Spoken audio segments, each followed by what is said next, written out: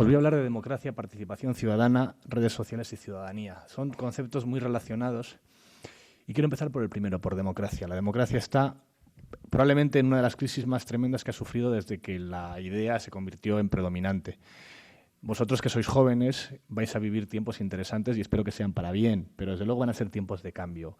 Probablemente en España estamos viviendo ahora algo equivalente a lo que fue la transición española del 76 al 81, un cambio en el cual se van a transformar modelo de Estado, es posible. Hay quien dice que incluso ya se está negociando para después de las catalanas una negociación sobre cómo va a ser una reforma constitucional o cómo va a ser una nueva estructura territorial para España o la península ibérica, no lo sabemos. Se está viviendo también una crisis económica que está transformando las estructuras económicas de la sociedad. Van a cambiar, las grandes empresas van a cambiar, probablemente nazcan empresas nuevas que sean muy poderosas y que ahora son prácticamente inexistentes. Está cambiando también el paradigma cultural, lo que eran los referentes de la transición han cambiado. Y están también cambiando los medios, ¿no? Digamos que igual que el 76-81 fue un cambio que provocó la transformación de España y que dejó 30 años de cultura o de sociedad con un modelo determinado, ahora en la crisis se va a volver a abrir ese melón y va a salir un nuevo Estado, una nueva España, una nueva sociedad de la cual tendremos, esperemos, 30, 40, no sé cuántos años. Pero que durante esas crisis, las crisis es una transformación y la crisis va a ser una transformación también de la democracia. ¿Qué le pasa a la democracia? Le pasa, como os decía antes, para empezar, que para una gran parte de los ciudadanos los políticos son hoy un problema. Consideran que hay un problema en los políticos, consideran comillas, a la clase política. Hablo de comillas porque es lo que dice en el CIS, es lo que dicen las encuestas, como uno de los mayores problemas de los españoles, el cuarto, el tercero, un problema mayor que el terrorismo y solo superado por la economía y el paro, que en realidad es lo mismo, es la crisis económica. En las encuestas nadie cuestiona la democracia como modelo de gobierno. Todo el mundo encuestado, la inmensa mayoría de los encuestados, defiende la democracia en unos porcentajes tan amplios hoy como hace 10, 15, 30, 40 años. Pero sí que se plantea que esa democracia es imperfecta, que hay que solucionar determinadas cosas, que esa democracia no funciona del todo bien. ¿Por qué está en crisis la democracia? Pues probablemente, si yo pregunto en esta sala qué pensáis, cuáles son los problemas de la democracia, daríais una respuesta muy diferente a la de vuestros padres, porque hay una barrera generacional en torno a los 35 años, yo ya estoy al otro lado, tengo 36, que pide cosas distintas a la democracia. Los jóvenes, mayoritariamente, según las encuestas, pedís a la democracia libertades, derechos, una cuestión política, y los mayores de 35 años piden bienestar.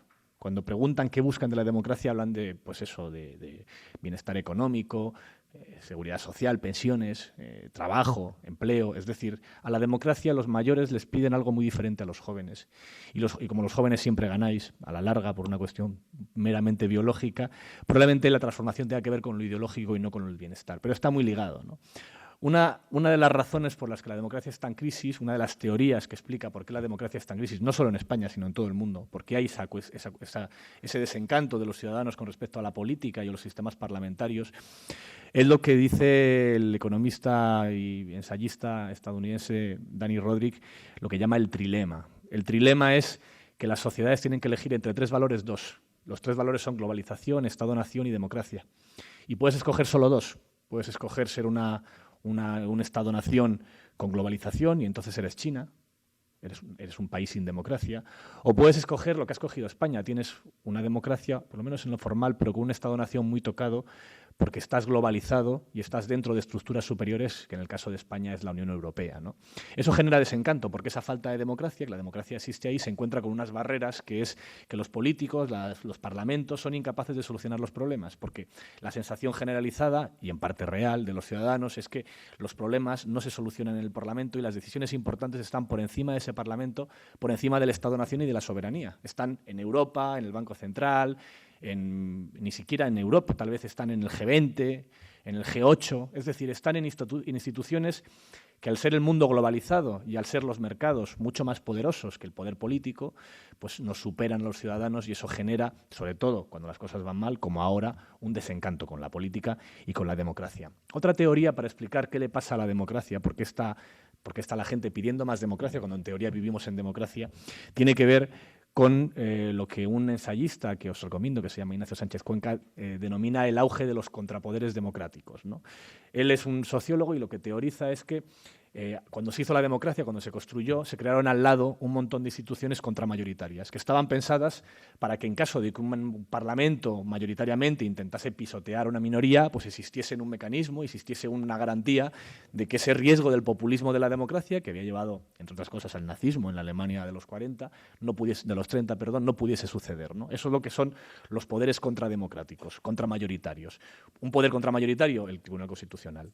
Es un ejemplo. El Tribunal Constitucional es algo que está, en teoría, decidido desde el Parlamento, pero que acaba siendo independiente del Parlamento y tiene capacidad para parar lo que votan los parlamentos.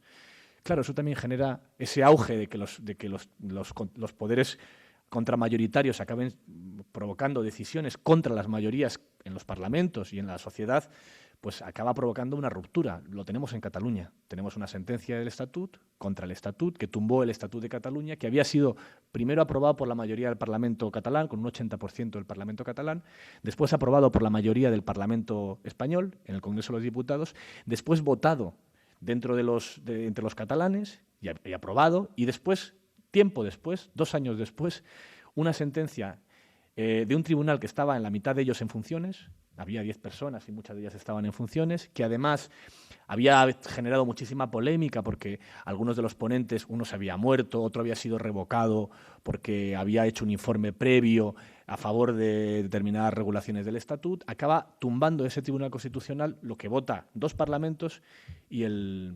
los propios catalanes en referéndum. Claro, este tipo de decisiones de organizaciones contramayoritarias provocan desencanto en las mayorías, en este caso la mayoría catalana, y explican muy bien, y sale en todas las encuestas, por qué hay este gran debate ahora sobre la independencia en Cataluña. Otro ejemplo de institución contramayoritaria es el Banco Central Europeo.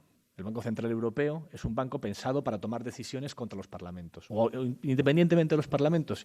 Y ha llegado a tener tanta fuerza que tiene más poder un banco que está elegido de una manera un poco oscura y que está formado por unos economistas que tienen una autonomía por encima de los gobiernos, que el Parlamento español, el Parlamento griego, el Parlamento irlandés. Claro, eso genera también un desencanto. ¿Qué pasa con el Banco Central Europeo? Pues tiene que ver con eso que os contaba antes de las contramayorías. El Banco Central Europeo se funda en una estructura prácticamente calcada al banco alemán, al Bundesbank, al Banco Central Alemán. El Banco Central Alemán era un banco que se crea después de haber pasado el país a lo largo del último siglo, del siglo XX, por 2 hiperinflaciones, por 2 momentos en los que de tanto imprimir moneda, las monedas se imprimían solo por una cara porque no valían nada. Y no merecía la pena siquiera imprimir la otra cara del billete, porque con una cara ya te valía, había un montón de ceros y el resultado es que al día siguiente ese billete valía la mitad porque la inflación estaba disparada.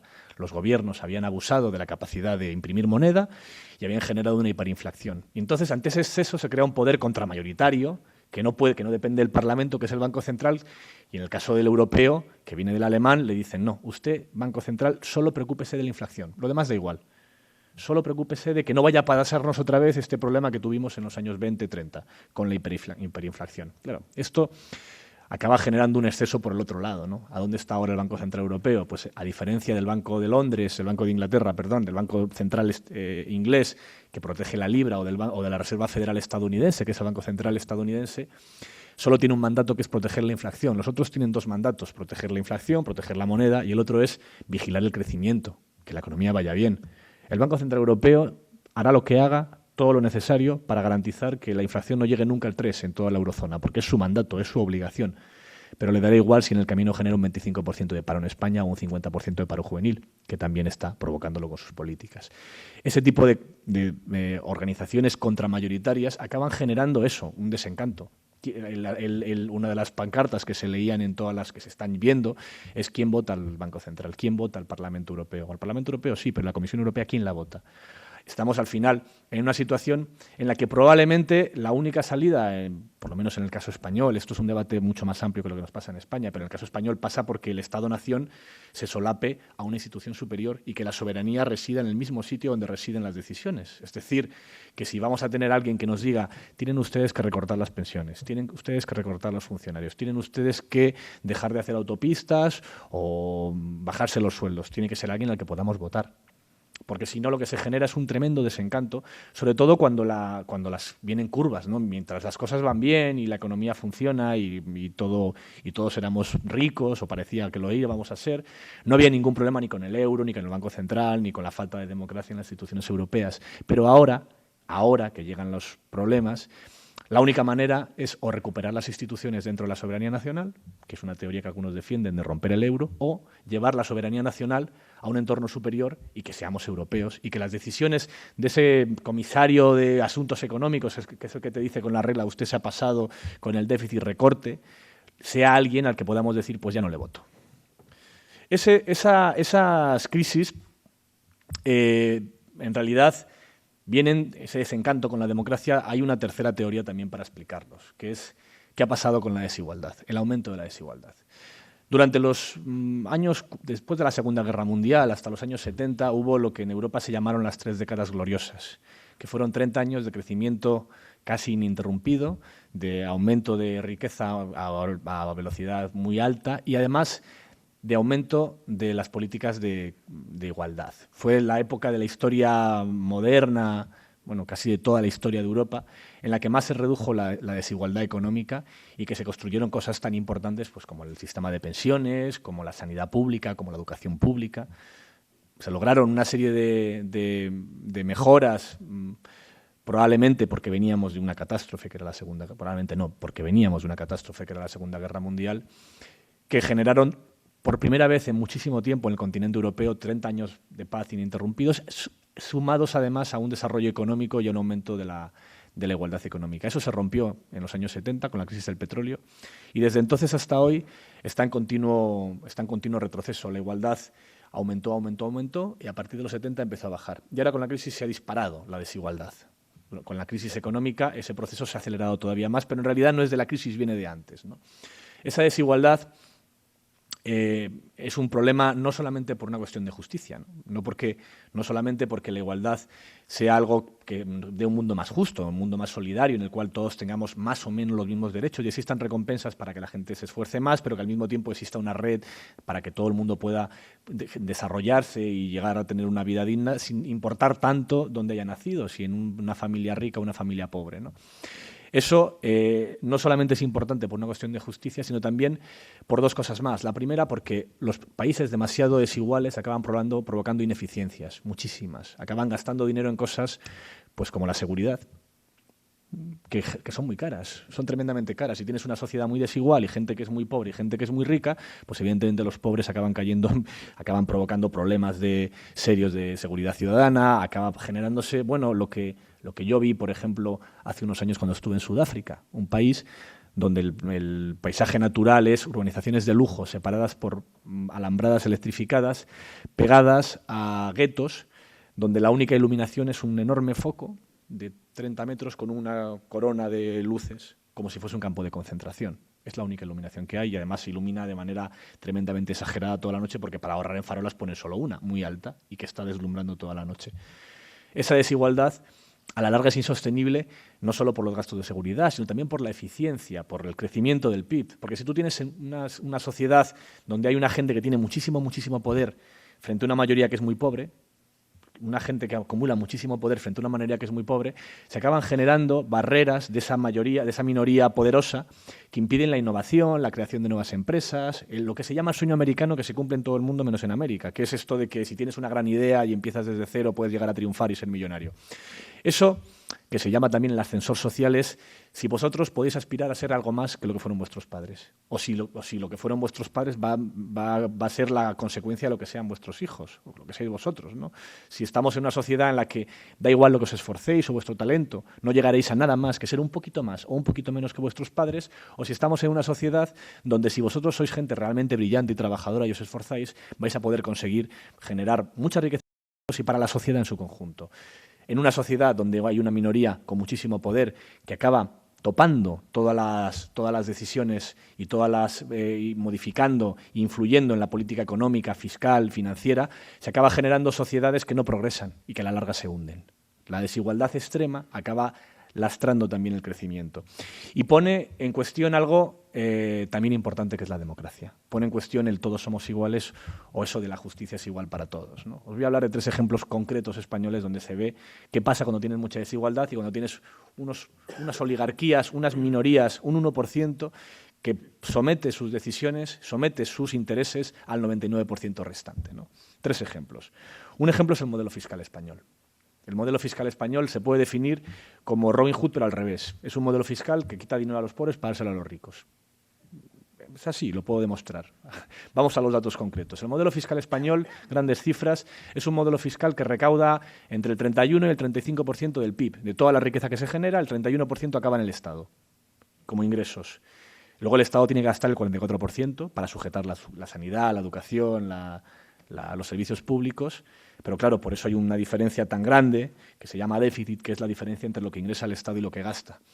Hay mucha gente que os dirá, no, es que gastamos demasiado, estamos gastando demasiado, hay que recortar. Bueno, a lo mejor hay cosas que recortar, pero el problema fundamental es que ingresamos demasiado poco. Ingresamos un 31-35% del PIB, cuando los países europeos de media están ingresando en el entorno del 41, 44, 50% del PIB en impuestos. Si vosotros preguntáis en casa diréis, no, pagamos muchísimos impuestos, depende de quiénes sean vuestros padres. Si vuestros padres son asalariados, aciertan, pagan muchos impuestos. En España, aunque la presión fiscal, el total de lo que se recauda es bajo en comparación con la riqueza que se genera en España, en porcentajes, el porcentaje de impuestos que pagan los asalariados es muy alto. Está en la media europea. Mucho más alto comparado con el resto. Estamos en la media en asalariados, pero estamos muy bajo en todo lo demás. No tenemos, por ejemplo, desarrollado los impuestos ecológicos, que son impuestos muy importantes, porque el modelo fiscal no solo vale para recaudar, vale también para decidir hacia dónde va el futuro. Y si tú primas unos sectores frente a otros, pues construyes un tipo de sociedad distinta si no lo haces. En España, algo tan básico como pensar que el planeta se acaba y que no es infinito y que tenemos que pensar cómo construimos una sociedad más sostenible y una economía más sostenible, que se hace con los impuestos también, no se está haciendo y no se está recaudando. Tampoco se está recaudando gran cosa en el impuesto de sociedades. El impuesto de sociedades español, que es lo que pagan las empresas de sus beneficios, cuando vas al nominal, a la letra grande, es exactamente igual que en Europa, o es incluso un poco más alto. En España tenemos el 30% para las grandes empresas, el 25% de los beneficios para las pymes, ¿no? Eso es la letra grande, ¿no? Te vas a la letra pequeña y te encuentras un montón de deducciones, amortizaciones, beneficios, ayudas específicas a sectores, un montón, una regulación enrevesada y muy amplia, llena de pequeños regalitos fiscales para cada sector, que acaba provocando que ese 30% se quede muy poquito. En el 2010 fue el 9,9%, el tipo medio efectivo, es decir, lo que se pagó de verdad. La diferencia entre lo que se dice que se va a pagar y lo que se paga es 3-1. El 9,9% es menor en impuestos de sociedades que el irlandés, Irlanda, que es un paraíso fiscal prácticamente.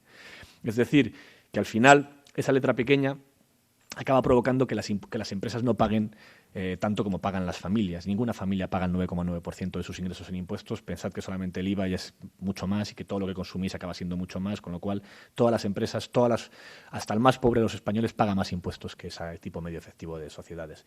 Pero es también regresivo incluso entre las empresas. Las empresas grandes pagan menos impuestos que las pequeñas. Como os he dicho, el nominal, lo que en teoría tienen que pagar, las empresas grandes está en el 30% y las pequeñas en el 25%. Pero luego, en la práctica, el tipo medio efectivo, el que de verdad pagan, las grandes pagan menos que las pequeñas. ¿Cómo? Bueno, pues porque tienen mejores asesores fiscales y porque pueden interpretar a su favor esa enorme maraña de deducciones, a desgravaciones, a amortizaciones y pequeñas ayudas que una empresa pequeña no lo puede hacer porque no tienen ni tiempo, ni los asesores necesarios, ni el interés tampoco de ahorrarse tantísimo dinero como lo tiene una empresa grande que sí que puede tener a los mejores abogados. Esto hablo de lo que se declara, no vamos a entrar ya en la economía sumergida, que en España es además un 20% del PIB, también de las más altas de Europa, o que tengamos determinados sectores que directamente los impuestos se pagan casi como en la época como en la Edad Media, vamos, como en la época de los Reyes Católicos. Aquí, a gran parte, a pesar de que ya existe un invento que se llama caja registradora, que lo habréis visto todos, que te da un ticket, bueno, pues eso no se aplica. Los pequeños comercios, todos, funcionan con una regulación que se llama de módulos, que es según la electricidad que consumas y los metros cuadrados que tengas y la actividad a la que te dediques, pagas un alzado al año. Que es de la Edad Media, esta idea de que usted que es molinero, pues 30 monedas. Pues aquí lo hacemos igual, a pesar de que existen mecanismos muy claros y muy sencillos para poder controlar cuánto ha facturado cada negocio, ¿no? Pues se llama que sea obligatorio darte el ticket, que ya lo es, pero muy poca gente lo cumple, y que de esa manera se puede saber cuánto has facturado. Eso, las máquinas esas te dan al día la facturación, no hace falta tampoco ser de ciencias para poder manejarlas, ¿no? Eso al final ha generado un modelo fiscal muy perverso. Un modelo fiscal, además, que durante mucho tiempo funcionó porque había una burbuja inmobiliaria. Durante los últimos 10 años España llegó a tener incluso superávit fiscal. Hubo unos años en los cuales ingresamos más dinero por impuestos que los que gastábamos, porque había una burbuja inmobiliaria que generaba mucho dinero en unos impuestos que sí que los teníamos bien colocados, que eran los de transmisiones patrimoniales, el IVA de compraventa de viviendas, las actas, bueno, determinados impuestos que estaban bien hechos, eso sí, y que permitían recaudar de la burbuja inmobiliaria con mucha facilidad. Claro, explotó la burbuja inmobiliaria, desaparecieron esos ingresos extraordinarios y nos encontramos con el hueso de nuestro sistema fiscal. Por eso fuimos el país europeo que por cada punto que cayó el PIB, más cayó su recaudación. La economía perdía un poquito y el Estado perdía muchísimo, porque tenía unos instrumentos de recaudar que no eran eficaces. Y además, durante los últimos 20 años, los impuestos en general en España han ido bajando todos. Bueno, ha ido bajando en todo el mundo. En Estados Unidos, que no es precisamente un país comunista, Roosevelt, que tampoco fue un presidente comunista, llegó a tener un tipo marginal del IRPF del 90%. 90%. 90. Era en tiempo de guerra, pero 90. Y luego era el 65, ¿eh? Aquí en España está en el 50 y parece que es el marginal, para los que no sois de fiscalidad, es el tipo máximo, es lo que pagan los más ricos. Sabéis que van por tramos y hay un tramo máximo que es a partir, bueno, en España el tramo máximo es otro de los problemas, el máximo son 65.000 euros, que es la clase media. En otros países el tramo máximo es mucho más elevado, ¿no? En Francia, por ejemplo, han hecho un impuesto especial del IRPF, creo que estaba en el 80%, a partir del 1.000.000 de euros. Hasta el 1.000.000 de euros pagas menos y a partir de ahí cada euro, uno para el Estado, otro para... y está pensado para... Eso se le llama marginal. Bueno, pues el marginal en Estados Unidos llegó a estar al 90. Llegó a estar altísimo y desde los años 60, 70 han ido bajando hasta llegar a unos tipos menores. En España también han bajado mucho. Han bajado... Pues no solamente han bajado, sino que incluso algunos impuestos han desaparecido. El impuesto de sucesiones está bonificado en la mayoría de las comunidades autónomas. El impuesto de patrimonio se quitó y luego se recuperó a última hora, lo recuperó Zapatero a última hora, pero lo recuperó mucho más bajo de lo que estaba antes. El impuesto de patrimonio recaudaba 1.200, 1.400 millones de euros y este año va a recaudar 400. Y no es porque no haya patrimonio, el patrimonio sigue siendo más o menos el mismo, sino porque se ha puesto de tal manera que solamente lo pagan unos poquitos y hay algunas comunidades autónomas, como Madrid, que nos sobra el dinero, como todo el mundo sabe, que no lo cobra, lo regala, y ahí es que no tiene que pagarlo nadie, ¿no? Este modelo fiscal, al final acaba siendo como, en vez de ser una curva así, en la cual el que menos tiene paga menos, el que más tiene paga un poquito más y el que tiene más paga mucho más, acaba siendo como un sombrero, como la boa que se comió el elefante del Principito. El que tiene poco paga poco, las clases medias pagan mucho y a medida que tienen más ingresos, las clases medias se transforman en sociedades limitadas, que pagan menos, y las sociedades limitadas, si son mucho más grandes, se transforman en SICAPs, que pagan todavía menos. Las SICAPs es el segundo ejemplo que os quería poner de por qué en España el tener una minoría que tiene mucho poder acaba afectando a las decisiones de la mayoría, acaba afectando al interés del 99%. Las SICAPs son una sociedad, un tipo de mecanismo fiscal que se inventó en teoría para que muchos inversores que se ponen de acuerdo para invertir y jugar en bolsa o en mercados pudiesen hacerlo entre todos sin tener que pagar impuestos por los beneficios que genera ese instrumento de inversión y que ese dinero después, cuando lo recuperaban ellos, pues ya pagaban impuestos, ¿no? O sea, había que tener un mínimo de 100 inversores y era como una especie de club gastronómico, pero de inversión. Y valía para ponerse de acuerdo e invertir juntos. Y hasta que no salía el dinero de ahí, que en teoría estaba pensado para que algún día saliese el dinero, no se pagaba. Eso era la teoría. La práctica fue que las grandes fortunas españolas, casi siempre familiares, hacían cada uno una SICAP. La SICAP de los... No voy a decir nombres. La SICAP, ya los imagináis todos. Pues cada uno tiene una SICAP. Cada una de esas SICAPs en realidad no son 100 personas, no son familias tan grandes, son 3 o 4 personas que tienen mucho, o uno que tiene mucho dinero de la sociedad, y luego 99 mariachis, que son empleados del banco, que tienen el 0,001% de la población y que dan así acompañamiento al cantante solista, ¿no? Esto, en los años 2003, 2004, los inspectores fiscales españoles se pusieron a investigarlo. Para decir, oiga usted, vale que... Porque al final lo que hacían las grandes fortunas era utilizar la SICAP para manejar su patrimonio. En vez de tenerlo en una SL que cotiza el 25% de sus beneficios, lo tengo en una SICAP que paga el 1%. 1%. Paraíso fiscal en la tierra, 1%. 1% no hay ningún pobre en España que lo pague, es imposible. Pues si tú eres una gran fortuna, podías tener tu patrimonio controlado a través de... Puedes todavía hoy tenerlo controlado a través de una SICAP con tus 99 mariachis para poder manejar ese patrimonio sin necesidad de pagar impuestos. Bueno, al final, si algún día rompes la SICAP y te llevas el dinero, pues lo pagas, pero ¿para qué lo vas a romper? ¿Qué necesidad hay? Si tú vas a utilizar ese dinero para invertir y para invertir en otra cosa y lo puedes donar y lo pueden heredar tus hijos, ¿qué necesidad hay de repartir nada si está todo ahí? Ninguna, ¿no? Pues esas SICAVs, los inspectores fiscales se dedicaron a investigar, a mirar qué pasaba dentro, ¿no? Pues empezaron a bucear dentro de las sociedades de inversión de capital para ver, pues eso, qué porcentajes tenía cada uno de ellos y ver si en efecto eran fraudulentas, porque estaban siendo usadas para un uso distinto. ¿Sabéis lo que pasó? Pues que todo el Parlamento, o el 80% del Parlamento español, votó una enmienda de ley, una propuesta de ley que trajo CIU y que votaron todos, por la cual los inspectores fiscales dejaban de ser competencia, vigilar las SICAVs, y no podían ya investigar allí. Y solamente lo podía investigar la CNMV, que como sabéis se dedica a eso. Vamos. Eso se votó el 30 de junio de 2005 y salió aprobado por mayoría absoluta. ¿Sabéis qué día fue aquel también? Fue un día en el que los titulares fueron que Zapatero aprobó el matrimonio gay. El mismo día que Zapatero aprobó el matrimonio gay, que está muy bien, yo soy partidario de que todas las personas, independientemente de su condición sexual, tengan el mismo derecho a heredar, a poder dejarle una pensión de viudedad a su pareja, ese tipo de cosas. Bueno, el mismo día que se aprobaba esa ley, se aprobó en el Parlamento que las SICAV dejaban de estar reguladas por los inspectores fiscales y empezaban a estar reguladas por la CNMV. Eso en la práctica era que el interés de un 1%, de un 0,1% de los españoles que no pagan impuestos, estaba por encima del 99% restante. ¿Por qué? Porque si tú generas, como os decía, una desigualdad muy grande, esa democracia acaba dañándose, porque existe una minoría que tiene capacidad para que vosotros ni os enteréis de que ha pasado esto. Ni os enteréis, porque nadie os lo cuenta. Porque nadie os puede contar que está pasando ese tipo de cosas en el Parlamento y explicaros qué es lo que ha pasado, que lo habéis entendido. Espero que sí.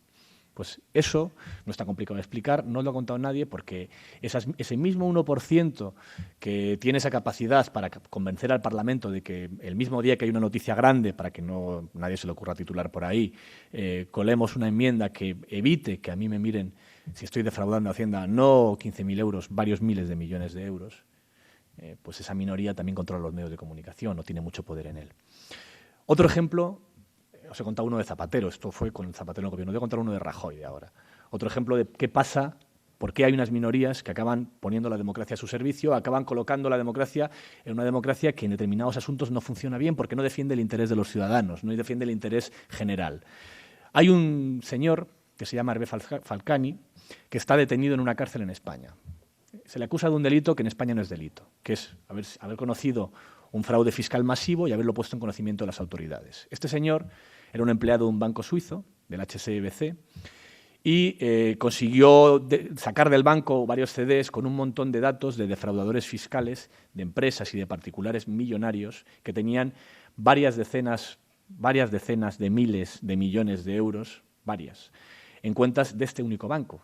Solo un banco y solo unos pocos CDs. No estaban todos los clientes, ni estaban... Bueno, pues solo ese señor, que se lo dio luego después a Francia, no sabemos si cobró o no cobró, hay mucha leyenda al respecto, no está comprobado, pero bueno, se lo entregó a los servicios fiscales franceses, los franceses se lo dieron a los alemanes, a los españoles. Solo en España, con eso, se recaudaron 3.000 millones de euros. Con la información que dio este señor, entre los defraudadores que estaban con cuentas en Suiza, que no lo habían contado a la Hacienda Pública Española, estaba, por ejemplo, la familia Botín, que tenía, solo la familia Botín pagó, son cifras más o menos, entre 500 y 1.000 millones de euros, 500 o 1.000 millones de euros, que se dice pronto, por las cuentas que tenía en Suiza desde el año 36. Desde el 36, porque el padre de los Botín o el abuelo de los Botín en la guerra civil se llevó un dinero allí, o esa fue la explicación oficial, y desde entonces como el que tiene un billete en el pantalón y luego se olvida. No se acordó de traerlo a España nunca más, ¿no? Se le quedó allí, generando todos los años intereses, solo ha pagado por los intereses de los últimos años, porque los delitos fiscales son de los que prescriben más rápido, a diferencia de otros delitos. El delito fiscal es un delito que, te olvidaste, ya no vale, pues eso es prescribir. Solo por los intereses de unos pocos años acabaron pagando, pues eso, en España recaudó 3.000 millones. 3.000 millones, para que os hagáis una idea, el euro por receta en Madrid son 89, ¿eh? La congelación de las pensiones de Zapatero del 2010 fueron 1.400, o sea que hablamos de cantidades muy notables, ¿no? Pues este señor, que debía ser alguien que le pusiésemos estatuas en las plazas, porque muy poca gente ha conseguido para el Estado español 3.000 millones él solo, muy poca gente, y que además se ofrecía a colaborar con la Administración de Justicia española para proporcionar más información y poder pillar a más defraudadores fiscales, está en la cárcel ahora mismo.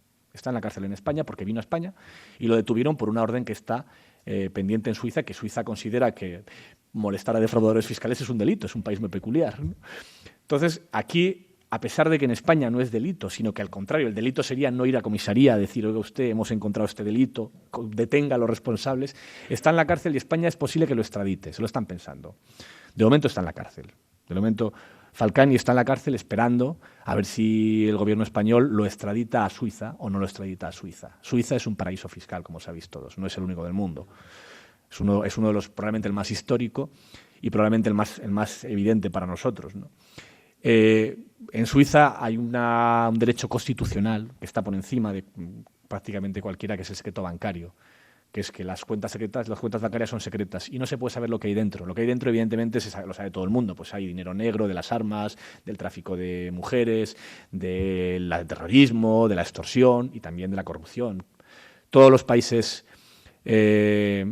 en vías de desarrollo le deben mucho a Suiza. Bueno, al revés, Suiza debe mucho a esos países, porque la gran riqueza de Suiza está construida sobre una industria que es blanquear el dinero que roban otros en otros países. Todo perfectamente legal. Vosotros, que me imagino que usáis internet y os bajáis películas, ¿os imagináis que hubiese un país en el mundo que instalase, vamos a coger por ejemplo Andorra? Imaginaos que Andorra un día decide, vamos a convertirnos en un paraíso de las descargas musicales, ¿no? Y vamos a poner aquí unos servidores y que, como mi ley dice que esto no es delito aquí, pues yo aquí pongo servidores y entonces cualquiera puede bajar las películas de aquí sin pagar nada ni a Hollywood ni a las mayores discográficas. ¿Vosotros pensáis que Estados Unidos permitiría eso? Pues ¿por qué permite que exista algo mucho más dañino, muchísimo más dañino que ahora mismo el terrorismo en términos económicos, puros y duros, para toda la sociedad, como los paraísos fiscales? Hace unos años estuve en la cumbre del G20 de Londres de 2009, en abril de 2009. Y en aquella cumbre Sarkozy nos prometió a todos los europeos que la era del secreto bancario se había terminado. Comillas, la era del secreto bancario ha terminado. Dijo que se iba a acabar con eso los paraísos fiscales. Era la época en la que estaban refundando el capitalismo, con los ejemplos, con las consecuencias que hemos visto todos, ¿no? de gran éxito. Se prometió eso, que iban a acabar con los paraísos fiscales. Hicieron una regulación, en teoría, muy estricta que obligaba a todos los paraísos fiscales a compartir sus datos con otro país, con al menos 10 países. Estaba pensado para que de esa manera, al compartirlo con 10, pues se pudiesen abrir los datos y dejasen de ser un refugio seguro para todo este tipo de mafias y para la corrupción y para los defraudadores de impuestos.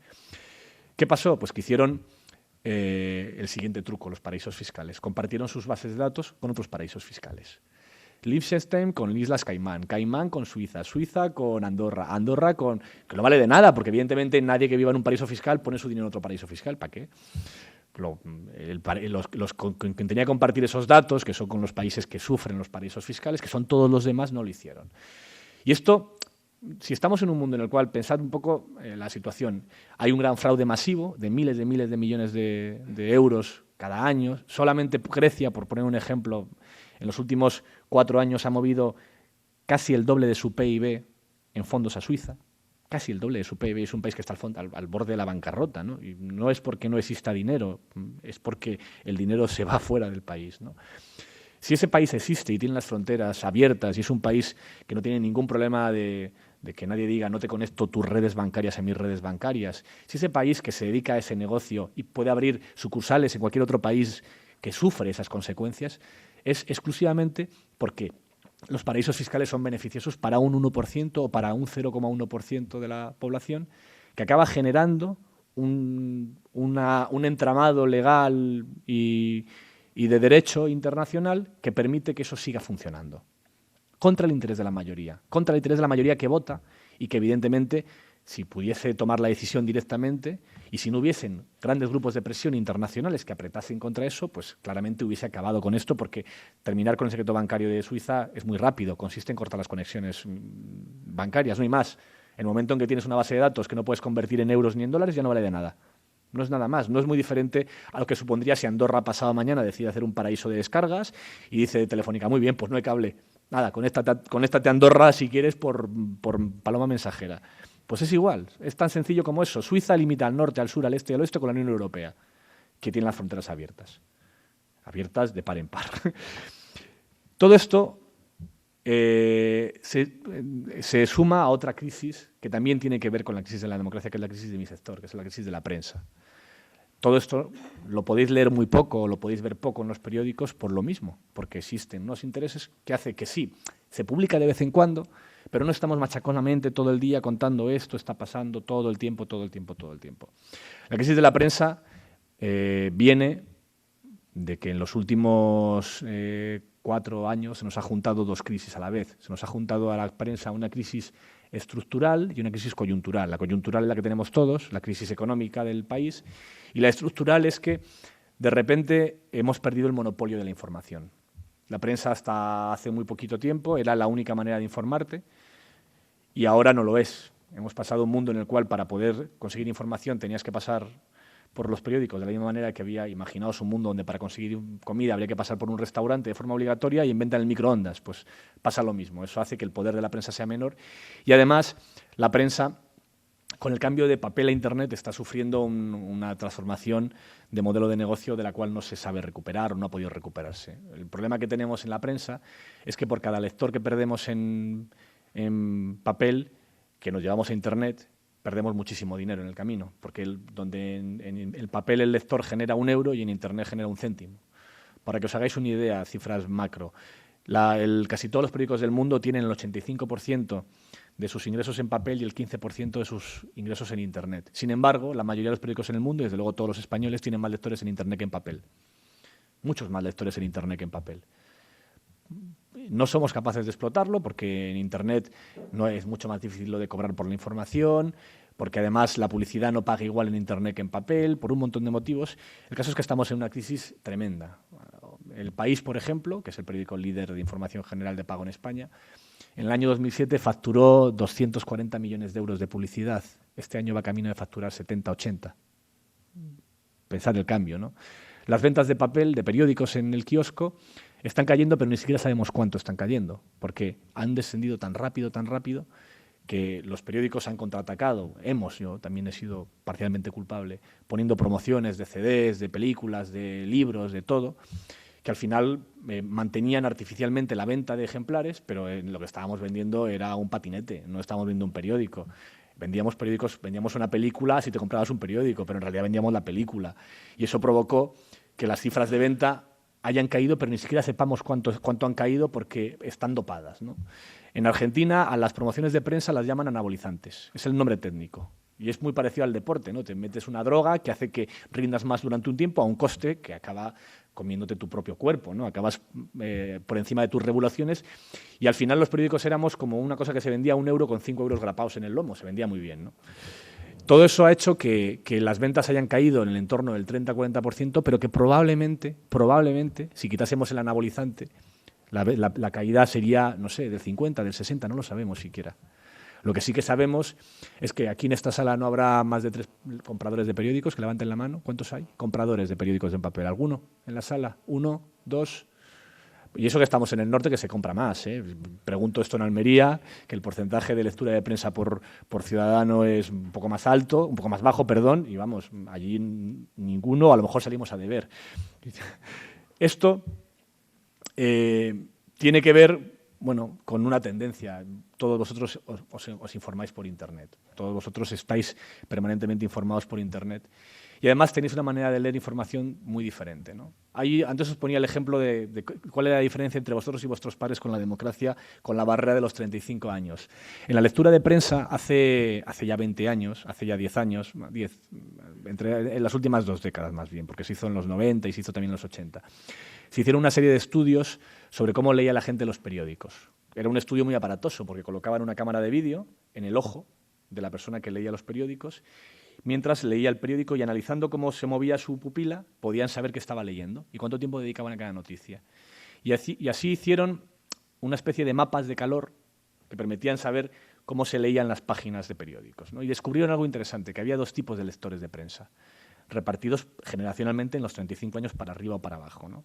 Los mayores de 35 años eran lectores tiburón, eran lectores que devoraban las páginas y que empezaban a leer, mordían y no soltaban la pieza hasta acabar con ella, ¿no?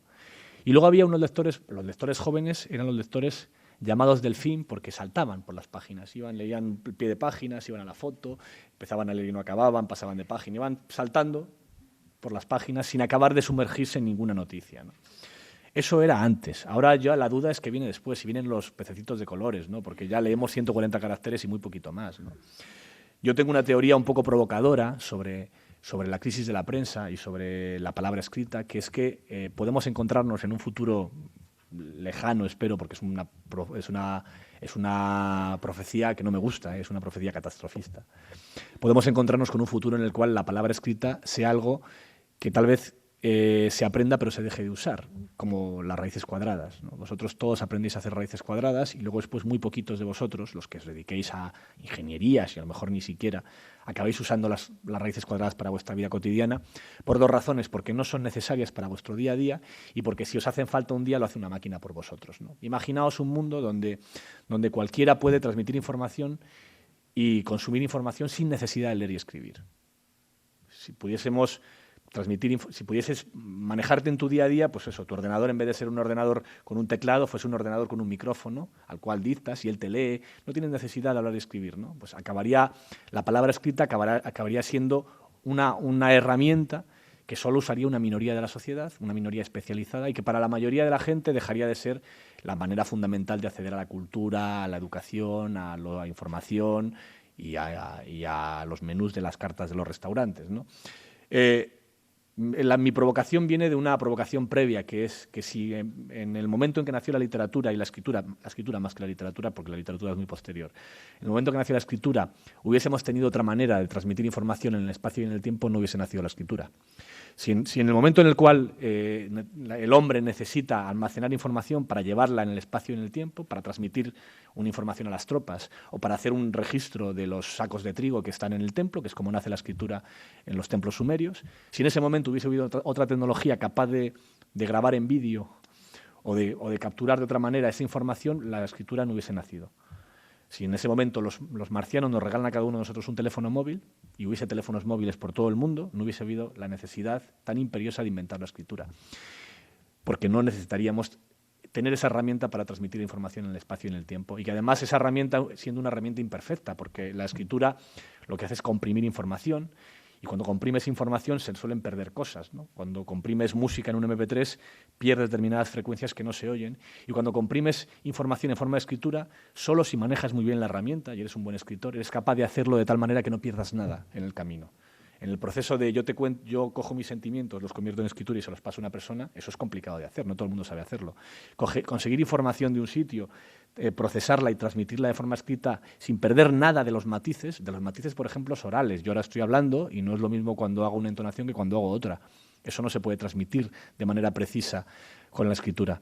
Si hubiese existido otra manera de hacerlo, probablemente no existiría. Y podemos encontrarnos con que dentro de 50, 100, 80, 90 años la escritura no sea tan necesaria. Pero lo que sí que sabemos, y vuelvo un poco al hilo de lo que estaba de la prensa, es que cada vez se lee menos, en resumidas cuentas. Esa barrera de los 35 años, probablemente, que os decía, entre los tiburones y los delfines, probablemente el evento que lo cambia todo es el invento del mando a distancia. Es la diferencia entre los lectores que se educan con el libro como principal elemento cultural y los ciudadanos como vosotros, que os eduquéis con la televisión y lo audiovisual como primer elemento cultural. Vosotros sois estudiantes y los estudiantes es un sector de la población que depende más del libro que otros sectores. Tenéis menos dependencia del libro de lo que tenían los estudiantes hace 15 años, hace 20 años, porque tenéis otras maneras de acceder a la información, el audiovisual sobre todo, ¿no? Y tenéis menos capacidad de atención también. Yo siempre digo que la generación de mis padres es monotarea y la nuestra es multimedia. La nuestra es capaz de manejar varias ventanas en el navegador, capaz de estar con el Twitter, el Messenger, el navegador, el chat todo abierto a la vez, con el WhatsApp, el móvil todo abierto a la vez. Y digamos que hemos perdido capacidad de concentración, pero hemos ganado al mismo tiempo capacidad de relación y de poner cosas en contexto y de responder a varios estímulos. Hay un ensayista que critica esto y que dice que esto está provocando problemas de falta de atención porque lo natural es estar pendiente de todo. Lo natural es estar pendiente de todo para ver si te come un león, básicamente. Estar muy pendiente de muchos estímulos para ser capaz de muy rápidamente reaccionar para salvar la vida. Lo artificial es sentarnos así y sumergirnos en un libro 3 horas. Eso es artificial. Eso es civilizado, pero no es natural. Eso es algo que nace con la cultura del libro y que en el momento en que nuestro cerebro vuelve al modelo natural de los estímulos permanentes, perdemos capacidad de atención. Más de profecías. Hay un ensayista libanés que se llama Nassim Taleb, que tiene un libro que os recomiendo que se llama El Cisne Negro, que habla sobre esto de las profecías a futuro, ¿no? Él lo que dice es que las profecías a futuro valen muy poquito porque estamos en un mundo en el cual cada vez vemos más lo imprevisible y lo inexplicable sucede. El cisne negro es una metáfora muy bonita de esto. El cisne negro era algo que se usaba en Inglaterra en el siglo XVI, XVII para nombrar algo imposible, ¿no? Decir, cuando veas un cisne negro era como decir cuando veas un cerdo que vuele, o cuando el infierno se hiele, o cuando pase algo que es imposible, ¿no? Y de repente los ingleses se fueron a Oceanía y encontraron cisnes negros. Existen los cisnes negros. Se convirtió entonces el cisne negro en la metáfora de algo que parece imposible, pero va y sucede. Algo que parece que es increíble que vaya a suceder, pero sucede. Cisnes negros contemporáneos. El 11 de septiembre, un ataque terrorista en la primera potencia del mundo, capaz de golpearles en pleno centro y en pleno corazón. La primavera árabe, que el norte de África, que era imposible que alguien pensaba que allí iba a llegar, no ya la democracia, ¿no? Una revuelta en una primavera, en unos meses, barre de este a oeste toda la cornisa árabe, arrancando con un detonante que es un señor que decide que ya está bien y se suicida. Que Japón, que es la primera potencia tecnológica del planeta, una de las primeras, tenga una fusión nuclear, un accidente nuclear de grado 2, grado 1, un accidente nuclear serio. Más cisnes negros, el 15M español es un cisne negro también. Cuando todo el mundo decía, los jóvenes españoles no son unos ninis, ni estudian, ni trabajan, están viendo la tele, de repente, ¡pum!, te encuentras con una movilización masiva de jóvenes que toman las plazas de España, ¿no? Cada vez hay más cisnes negros, por algo que es evidente para vosotros, que es que está cambiando la sociedad porque está cambiando la manera en la que la sociedad se informa. Os he puesto la parte negra primero, que es como la prensa es incapaz o tiene muchas dificultades para poder cumplir determinados papeles en defensa de la democracia, cumplir determinados papeles de contrapoder, cumplir determinada función de defensa del interés general y del 99% de la sociedad, defender a sus lectores y no a sus anunciantes. Ese tipo de problemas, cuando está pasando eso, ha pasado también algo que va a generar que todo esto, de esa tendencia hacia más desigualdad, hacia menos democracia, hacia problemas para mantener el Estado-nación, la democracia y la globalización al mismo tiempo, se vaya cambiando. Eso son las redes sociales. Eso es la comunicación, no las redes sociales, sino Internet, ¿no? Las redes sociales como tal son un fenómeno relativamente moderno. Internet lleva dando profecías sobre cómo va a cambiar el mundo desde el 94, que empezó la WWW, y Facebook es 2003, y Twitter es 2005. O sea, que en realidad las redes sociales ni siquiera sabemos si es el último eslabón de una cadena mucho más amplia, que tiene que ver con algo más importante, que es la capacidad que tenéis los ciudadanos para informaros entre vosotros sin necesidad de pasar por un nodo central, ¿no? Todos los controles de poder, todas las dictaduras, todos los sistemas totalitarios, en general todos los sistemas absolutistas, todas las autocracias tienen que ver con el control de la información, porque son sistemas piramidales donde existe al final una minoría que gobierna sobre una mayoría, que como es una mayoría puede más. ¿Por qué la mayoría no derroca a la minoría? Porque la mayoría no está organizada. Entonces, analizando las maneras de los flujos de información, llegamos a los flujos de poder. La información tiene que ver de manera muy directa con el poder. De hecho, absolutamente todos los sistemas de gobierno y de gestión de lo público y de la sociedad han ido siendo más democráticos y más abiertos para la sociedad, menos absolutos, a medida que ha aumentado la capacidad de la sociedad de estar informada. La democracia liberal, o la propia democracia del 19, pues nace porque antes nace la imprenta. Sin la imprenta no hay democracia liberal, es imposible. La imprenta, que parece una tontería, que es una prensa de uvas modificada para ahorrarles trabajo a los señores copistas, a los monjes, acaba provocando de entrada un cisma religioso. El principal uso de la imprenta entonces era copiar la Biblia, y cuando copias mucho la Biblia la gente empieza a leerla, le da por ahí, y cuando empiezan a leerla empiezan a interpretarla y acaban divididos en dos, Europa.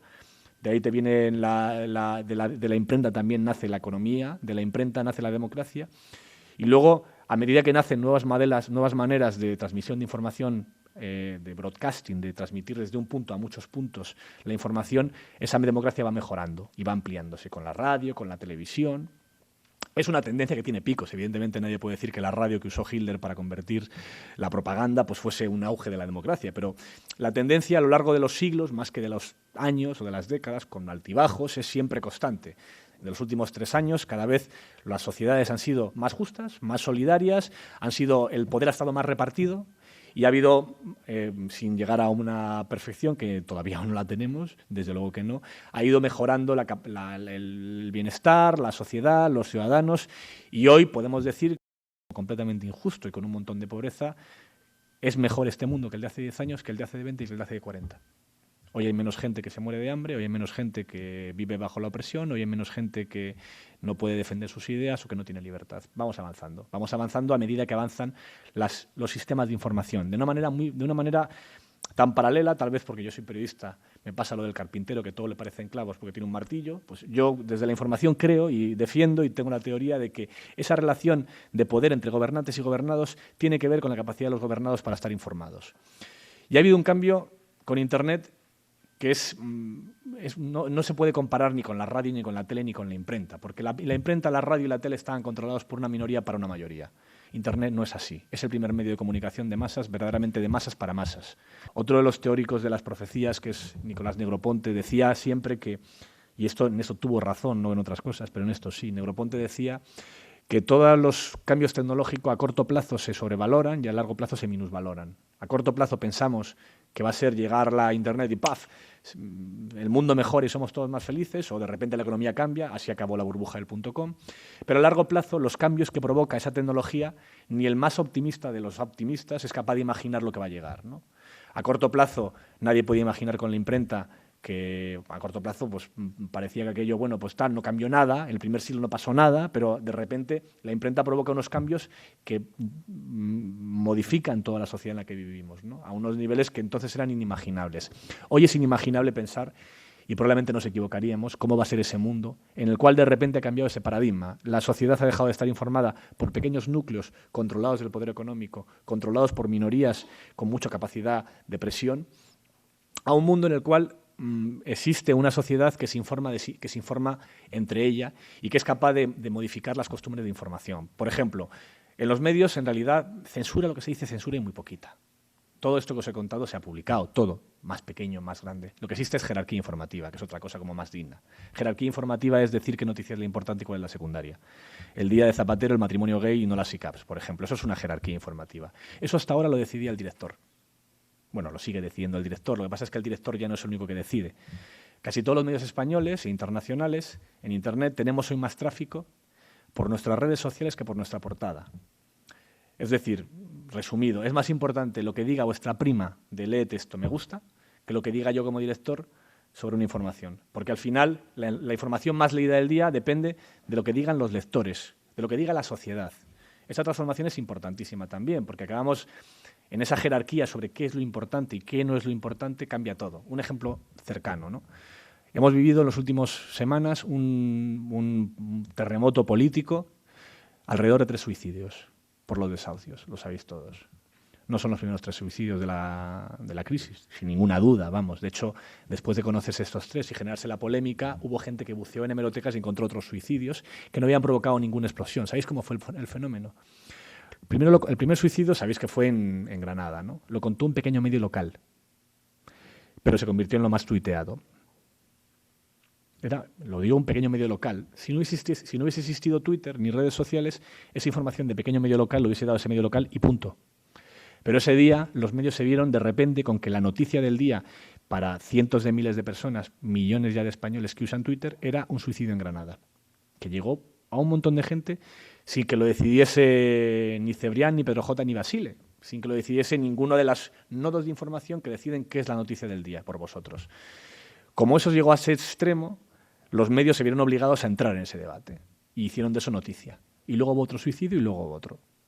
Y cambió la ley. Probablemente, espero que no pase, pero me temo que va a haber otro y vuelvan a cambiar la ley, porque la presión es tan grande en ese momento que no hay gobierno, no hay mayoría absoluta, no hay sector financiero capaz de aguantar esa presión en la calle. Imposible. Yo espero equivocarme mucho, pero temo de verdad que pueda existir la posibilidad en los próximos meses, cuando la crisis vaya peor, de que tengamos problemas sociales serios, estallidos sociales serios, porque tenemos ya una sociedad muy fragmentada, con un 25% de paro, de gente que empieza a perder los subsidios, de familias que tienen a todos sus miembros en paro y que van a tener a todos sus miembros sin ningún ingreso. Un 50% de los jóvenes no tiene trabajo. Los jóvenes os dividís, los porcentajes son terribles. El 100% de los jóvenes, el 50% no trabaja, el 30% estudia, el 20% ni estudia ni trabaja. Es decir, el 70% de los jóvenes están sin trabajo y sin futuro. Eso, a la larga, no puede ser sostenible. Y no existen tampoco los mecanismos de control de sociedad que existían en el mundo previo a Internet. en el mundo previo a las redes sociales, ¿no? Con lo cual, acabo ya, porque creo que me estoy alargando, estoy a punto de alargarme por encima de la hora. 5 minutos me queda. Bueno, pues quería terminar hablando de que, como os decía, con el cisne negro es muy difícil pronosticar el futuro, pero con seguridad vais a ver cosas que no creeríais. Vamos a ver todos cosas que no creeríamos. Vamos a ver cambios en la sociedad, cambios en la manera de organizarse la sociedad, cambios en la manera de organizarse la política que no creeríamos. La propia idea de la democracia parlamentaria es una democracia pensada con las tecnologías, con los sistemas, con los modelos del siglo XIX. ¿Cómo se hace la democracia en el XIX? La democracia es un invento ateniense, como sabéis, un invento bastante imperfecto porque era democracia para unos poquitos en un mundo esclavista, donde había una gran mayoría de gente que no tenía ni derechos ni siquiera alma, no existía. Había una minoría que era libre porque era rica. Y esa minoría se reunía en una plaza, en un ágora, y decidía por asamblea el rumbo de la ciudad. Era una democracia pensada para una sociedad muy grande, pero donde unos poquitos, muy poquitos, decidían de forma muy abierta, ¿no? De ahí pasamos a una recuperación de la democracia, que es la democracia representativa. Primero se decide quién es el que puede votar y al principio también acaba siendo un modelo como el ateniense, donde hay unos límites de renta para poder votar. Esos son también mecanismos contramayoritarios. Se temía que las minorías oprimidas pusiesen a su servicio el Estado para capturar rentas de los más ricos, ¿no? Y entonces se hizo primero unos modelos en los cuales solo votaba el cabeza de familia y solo si la familia tenía tierras o si tenía unos niveles de ingreso. Ha ido bajando ese nivel hasta llegar a un punto en el cual puede votar todo el mundo.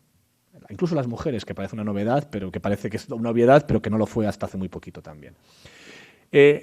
¿Por qué? ¿Cómo es la manera de decidir qué piensa la sociedad sobre un problema con la tecnología del 19 y del 18? Pues ponemos una caja en mitad de la plaza y metemos dentro un papelito. Eso tiene sentido en el mundo de hoy, donde podemos saber qué opina la gente al minuto con las redes sociales, con los me gustas, con la votación. Vosotros, que sois gente que está acostumbrada a votar en encuestas digitales y a decir lo que os gusta, lo que no os gusta permanentemente, ¿aceptáis un voto cada 4 años? Cada 5. ¿Por qué la democracia tecnológicamente diseñada con las herramientas del 19 es la democracia perfecta para el 21? No tiene ningún sentido. De hecho, pensar que la democracia se detiene es un error histórico. Nunca se ha detenido. Ha ido mejorando precisamente en eso, en aumentar qué se considera ciudadano. Pues otro debate importante. ¿Son los inmigrantes sin papeles ciudadanos? Nosotros decimos que no. A lo mejor dentro de 10 años nos recriminan, igual que podríamos recriminar a un estadounidense de los 60 que no votasen los negros, ¿eh? Hay cosas que van cambiando con la sociedad, más expansiva y también más directa, es decir, con mecanismos más directos y democráticos para que el ciudadano pueda participar dentro de la decisión colectiva, ¿no? En ese modelo democrático recuerdo una broma de Internet que decía: Alejandro Agag es el nuevo presidente del gobierno, año 2060. Alejandro Agag es el nuevo presidente del gobierno porque en su grupo de Facebook acaba de superar por 30 me gustas a Leire Pagines, presidenta del gobierno.